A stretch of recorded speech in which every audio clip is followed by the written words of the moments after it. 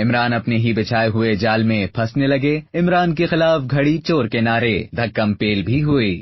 پاکستان تحریک انصاف کے چیئرمین عمران خان کو مخالفین کو کئی سالوں سے چور چور کہنا مہنگا پڑ گیا۔ عمران خان نے لاہور میں ایوان عدل کا دورہ کیا اور پھر جیسے ہی وہ وہاں سے واپس جانے لگے تو بعض افراد نے گھڑی چور کے نعرے لگائے۔ عمران خان کے گزر جانے کے بعد ایک شخص نے نعرے لگانے والے کو دھکا بھی دیا۔ عمران خان کی طرف سے مخالفین کے لیے مسلسل چور اور ڈاکو جیسے الفاظ استعمال کرنے کے بعد پاکستان سمیت بیرون ملک میں بھی پی ٹی آئی کے سپورٹر سیاستدانوں بالخصوص مسلم لیگ نون کے رہنماؤں کے خلاف چور چور کے نعرے لگاتے ہیں، لیکن اب ان نعروں کا رخ خود عمران خان کی طرف ہو گیا ہے، کیونکہ توشہ خانہ ریفرنس میں گھڑیوں سمیت دیگر تحائف بیچنے کا الزام ثابت ہونے پر عمران خان کو الیکشن کمیشن آف پاکستان نے نااہل قرار دے دیا ہے۔ ایوان عدل لاہور کے دورے کے دوران عمران خان نے لاہور بار ایسوسی ایشن کو 5 کروڑ روپے کی گرانٹ کا چیک دیا اور وکلاء کو لانگ مارچ میں شرکت کی دعوت بھی دی۔